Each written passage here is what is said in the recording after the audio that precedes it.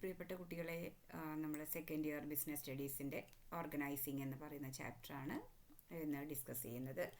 ഇതിൽ നമ്മൾ ഓർഗനൈസിങ്ങിൻ്റെ meaning and definition, steps in organising and organisation structure, what are different types of organisation structure and what are its advantages and disadvantages, ഇത്രയും കാര്യങ്ങളാണ് നമ്മൾ പ്രധാനമായും ഇവിടെ ചർച്ച ചെയ്യുന്നത്. Okay, let us go to meaning of organizing. Organizing is the process of arranging people and physical resources to carry out plans and to accomplish organizational objectives. Organizational objective achieve ചെയ്യാൻ വേണ്ടി ലഭ്യമായ മാൻ പവറിനെയും മറ്റു ഫിസിക്കൽ റിസോഴ്സസിനെയും അറേഞ്ച് ചെയ്യുന്ന പ്രോസസ്സിനെയാണ് നമ്മൾ organising എന്ന് പറയുന്നത്. So, organizing is concerned with establishing relationship among jobs, sections, department and positions. ഇപ്പോൾ നമ്മൾ ആ ഓർഗനൈസേഷണൽ ഒബ്ജക്റ്റീവ് നേടിയെടുക്കാൻ വേണ്ടി പ്ലാൻ ചെയ്ത പോലെ തന്നെയുള്ള കാര്യങ്ങൾ നേടിയെടുക്കാൻ വേണ്ടി നമ്മൾ അവൈലബിളായ physical resources and man power, ഇത്രയും കാര്യങ്ങളെ അറേഞ്ച് ചെയ്യുന്ന പ്രോസസ്സിനെ ഓർഗനൈസിങ് എന്ന് പറയുന്നു. അതുകൊണ്ട് തന്നെ മാൻ പവറിനെ മാനേജ് ചെയ്യുന്നു അല്ലെങ്കിൽ പ്രോസസ് അറേഞ്ച്മെൻറ്റ് ആയതുകൊണ്ട് തന്നെ we can say that it is the establishing inter relationship. It is the establishing of inter relationship among jobs, sections and department. വിവിധ വ്യക്തികൾ തമ്മിൽ ഒരു ഓർഗനൈസേഷനിൽ വർക്ക് ചെയ്യുന്ന, വിവിധ സെക്ഷൻസിൽ, ഡിപ്പാർട്ട്മെൻറ്റ്സിൽ, ജോബിലൊക്കെ വർക്ക് ചെയ്യുന്ന വ്യക്തികൾ തമ്മിലുള്ള ഇൻ്റർ റിലേഷൻഷിപ്പ്, അവിടെ എങ്ങനെയാണ് അവർ തമ്മിലുള്ള റിലേഷൻഷിപ്പ് എന്ന് എസ്റ്റാബ്ലിഷ് ചെയ്യുന്നതിനെ ആണ് നമ്മൾ ഓർഗനൈസിങ് എന്ന് പറയുന്നത്. So it is concern with building up of framework four structure of task and authority relationship. ഇവിടെ നമ്മൾ അതോറിറ്റി ഹൈറാർക്കി എസ്റ്റാബ്ലിഷ് ചെയ്യുകയാണ്. ആരാണ് സുപ്പീരിയർ, ആരാണ് സബോർഡിനേറ്റ്, ആരാർക്ക് റിപ്പോർട്ട് ചെയ്യണം എന്ന തരത്തിലുള്ള റിലേഷൻഷിപ്പ് എസ്റ്റാബ്ലിഷ് ചെയ്യുന്ന പ്രോസസ്സിനെ ആണ് നമുക്ക് എന്ത് പറയുന്നത്, ഓർഗനൈസിങ് എന്ന് പറയുന്നത്. ഓക്കെ, ഇവിടെ ഹെൻറി ഫയോൾ ഓർഗനൈസിങ്ങിനെ കുറിച്ച് പറഞ്ഞിരിക്കുന്നത്, to organise a business means to provide it everything useful to its functioning of material, tools, capital and personnel. Okay, അതായത് ഫിസിക്കൽ റിസോഴ്സസ് ആൻഡ് പേഴ്സണൽ റിസോഴ്സസിനെ അറേഞ്ച് ചെയ്യുന്നതിനെ ആണ് നമ്മൾ ഓർഗനൈസിങ് എന്ന് പറയുന്നത്. Okay, next, what are the steps in the process of organising? എന്തൊക്കെ സ്റ്റെപ്പിലൂടെ കടന്നു പോകണം ഓർഗനൈസിങ് എന്ന് പറഞ്ഞാൽ? ഓക്കെ, മെയിനായിട്ട് 4 കാര്യങ്ങളാണ് പറയുന്നത്. Identification and division of work, departmentation, assigning duties and establishing reporting relationship. First of all, identification and division of work. The first step in the process of organizing is to make an estimation of the total work or the entire activities to be performed for the attainment of objectives. ഇപ്പോൾ first step എന്ന് പറയുന്നത് organisational objective attain ചെയ്യാൻ ആവശ്യമായ total വർക്കിൻ്റെ estimation ആണ്. Total work എത്രയാണ്, എന്തൊക്കെയാണെന്ന് estimation ചെയ്യുന്നു, അതാണ് identification. Then the identified works are divided into different activities. Then മൊത്തം വർക്കിനെ നമ്മൾ ഡിഫറെൻ്റ് ആക്ടിവിറ്റീസ് ആയിട്ട് ഡിവൈഡ് ചെയ്യുന്നു. That is the job divided into various functions like production, financing, marketing, etc. Okay, അപ്പോൾ ഐഡൻറ്റിഫിക്കേഷൻ എന്ന് പറയുന്നത് ഓർഗനൈസേഷണൽ ഗോൾ അച്ചീവ് ചെയ്യാൻ വേണ്ടി what are the total work to be done.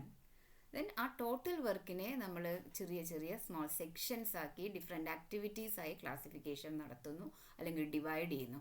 ഈ ഫങ്ഷൻസ് പ്രധാനമായും പ്രൊഡക്ഷൻ, ഫിനാൻസിങ്, മാർക്കറ്റിംഗ് പോലുള്ള functions ആണ്. Okay, ഇത് ബിസിനസ് ഫങ്ഷൻസ് ഐഡൻറ്റിഫൈ ചെയ്യുന്നു. അതാണ് identification and division of work എന്ന് പറയുന്നത്.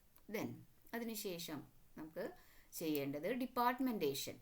The second step in organizing is to combine or group similar or related jobs into larger units. ഇനി അടുത്തതായി ചെയ്യാനുള്ളത്, നമ്മൾ വർക്കിനെ ഗ്രൂപ്പാക്കി ചെയ്തു. നമ്മൾ പറഞ്ഞു ടോട്ടൽ വർക്ക് ഐഡൻറ്റിഫൈ ചെയ്തു, അതിനെ സ്മോൾ വർക്കുകളാക്കി അല്ലെങ്കിൽ സ്മോൾ ജോബുകളാക്കി ഡിവൈഡ് ചെയ്തു.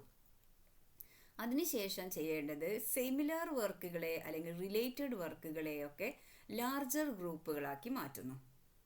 ആ ഗ്രൂപ്പുകളെ ഡിപ്പാർട്ട്മെൻറ്റ്സ് എന്നോ ഡിവിഷൻസ് എന്നോ സെക്ഷൻസ് എന്നോ പറയുന്നു. ഇങ്ങനെ മാറ്റുന്നതിനെയാണ് ഡിപ്പാർട്ട്മെൻറ്റേഷൻ എന്ന് പറയുന്നത്. അതായത് similar or combine or grouping of similar or related job. ഒരുപോലുള്ള ജോബുകൾ അല്ലെങ്കിൽ പരസ്പരം ബന്ധിതമായ റിലേറ്റ് ചെയ്ത് കിടക്കുന്ന ജോബുകളെ വലിയ കമ്പാരിറ്റീവ്ലി ലാർജർ യൂണിറ്റ് ആക്കി ഗ്രൂപ്പ് ഫോം ചെയ്യുന്നതിനെ ആണ് നമ്മൾ ഡിപ്പാർട്ട്മെൻറ്റേഷൻ എന്ന് പറയുന്നത്. Okay, this grouping of activities is known as departmentation. Then next step is assigning duties. The next step involves the allotment of various activities to different individuals according to their ability and attitude. ഇനി അതിനുശേഷം ചെയ്യേണ്ടത് നമ്മൾ work identify ചെയ്തു, division നടത്തി, similar വർക്കുകളെ നമ്മൾ grouping നടത്തി. ഇനി ചെയ്യേണ്ടത് എന്താണ്? ഓരോ ഇൻഡിവിജ്വൽസിൻ്റെയും പേഴ്സണൽസിൻ്റെയും എബിലിറ്റിയും ആറ്റിറ്റ്യൂഡും നോക്കിക്കൊണ്ട് അവരുടെ കപ്പാസിറ്റിക്ക് അനുസരിച്ച് ജോബുകൾ അവർക്ക് അലോട്ട് ചെയ്യുന്നു. So involves the allotment of various activities or various jobs to different individuals according to their ability and attitude. ഓരോ പേഴ്സണൽസിൻ്റെയും അല്ലെങ്കിൽ ഓരോ ഇൻഡിവിജ്വലിൻ്റെയും എബിലിറ്റിയും ആറ്റിറ്റ്യൂഡും അനുസരിച്ച് അവർക്ക് അനുയോജ്യമായ ജോബുകൾ അവർക്ക് അലോട്ട് ചെയ്യുന്നു. അതാണ് മൂന്നാമത്തെ step. Each one is given a specific job and he is responsible for its execution. ഈ സ്റ്റേജിൽ ഓരോ ഇൻഡിവിജ്വലിനും സ്പെസിഫിക് ജോബ് അസൈൻ ചെയ്യുന്നു. ആ ജോബ് ചെയ്യാനുള്ള, അത് എക്സിക്യൂട്ട് ചെയ്യാൻ, കംപ്ലീറ്റ് ചെയ്യാനുള്ള ഫുൾ റെസ്പോൺസിബിലിറ്റി ആ ഇൻഡിവിജ്വൽ ആയിരിക്കണം. Okay, the right man at the right job is the motto. Right man at the right job. ഓരോ വ്യക്തികൾക്കും ഇൻഡിവിജ്വൽസിനും അവർക്കനുസരിച്ച് ജോബ് കൊടുക്കുക എന്നുള്ളതാണ് ഈ സമയത്ത് മാനേജ്മെൻറ്റ് ശ്രദ്ധിക്കേണ്ട കാര്യം.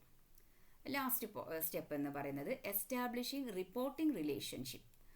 After assignment of duties, appropriate authority is delegated to each individual. ഇവിടെ appropriate authority is delegated to each individual. ഓരോ ഇൻഡിവിജ്വൽസിനും അപ്രോപ്രിയേറ്റ് ആയിട്ടുള്ള ഓരോരുത്തർക്കും അനുയോജ്യമായ കാര്യങ്ങളാണ് കൊടുക്കേണ്ടത്. ഈ ഡ്യൂട്ടി അസൈൻ ചെയ്യുമ്പോൾ authority delegated to each individual. ആ ജോലിക്ക് ആവശ്യമായ അതോറിറ്റിയാണ് ആ ഇൻഡിവിജ്വലിന് കൊടുക്കേണ്ടത്. Without such authority a person cannot carry out the assign job. ആ ജോലി ചെയ്ത് തീർക്കാൻ ആവശ്യമായ അതോറിറ്റി ആ വ്യക്തികൾക്ക് ലഭിക്കാതെ വരുന്ന സമയത്ത് അവർക്ക് ആ ജോബ് നന്നായിട്ട് ചെയ്യാൻ സാധിക്കില്ല. So every one must know what he is required to do and to whom he is accountable. ഇവിടെ രണ്ട് കാര്യങ്ങളാണ് ശ്രദ്ധിക്കേണ്ടത്, അല്ലെങ്കിൽ വ്യക്തി മനസ്സിലാക്കിയിരിക്കേണ്ടത്. What he is required to, അയാൾ എന്താണ് ചെയ്യേണ്ടത്, അല്ലെങ്കിൽ വാട്ട് ഈസ് ഹിസ് ജോബ്, എന്തൊക്കെ കാര്യങ്ങളാണ് ചെയ്യേണ്ടത്, എന്താണ് അദ്ദേഹത്തിൻ്റെ ജോബ് എന്ന് ആ ഇൻഡിവിജ്വൽ ഐഡൻറ്റിഫൈ ചെയ്യണം. പിന്നെ അദ്ദേഹം മനസ്സിലാക്കേണ്ടത് to whom he is accountable, അയാൾ ആരോടാണ് അക്കൗണ്ടബിൾ ആവുന്നത്. Okay, the proper authority structure created to facilitate smooth functioning of the business. ഈ അതോറിറ്റി സ്ട്രക്ചർ ആരോട് റിപ്പോർട്ട് ചെയ്യണം, അല്ലെങ്കിൽ ആരോട് അക്കൗണ്ടബിൾ ആണ് എന്നുള്ള കാര്യങ്ങൾ വളരെ ക്ലിയർ ആയിട്ട് ക്രിയേറ്റ് ചെയ്താൽ വളരെ സ്മൂത്തായിട്ട് ഓർഗനൈസേഷന് ഫങ്ഷൻ ചെയ്യാൻ കഴിയും. അപ്പോൾ പ്ലാനിൻ്റെ ഇംപ്ലിമെൻറ്റേഷൻ സ്റ്റേജ് എത്തുന്ന സമയത്ത് ഈ ഓർഗനൈസേഷൻ സ്ട്രക്ചറും അല്ലെങ്കിൽ ഈ ഓർഗനൈസിങ് വർക്കും വളരെ പ്രധാനപ്പെട്ടതാണ്. ഇതിന് ഓർഗനൈസേഷണൽ ഒബ്ജക്റ്റീവ് അച്ചീവ് ചെയ്യാൻ ഈ ഓർഗനൈസിങ് എന്ന് പറയുന്ന ഈ സ്റ്റെപ്പും ഒരുപോലെ ഇമ്പോർട്ടൻ്റ് ആണ്.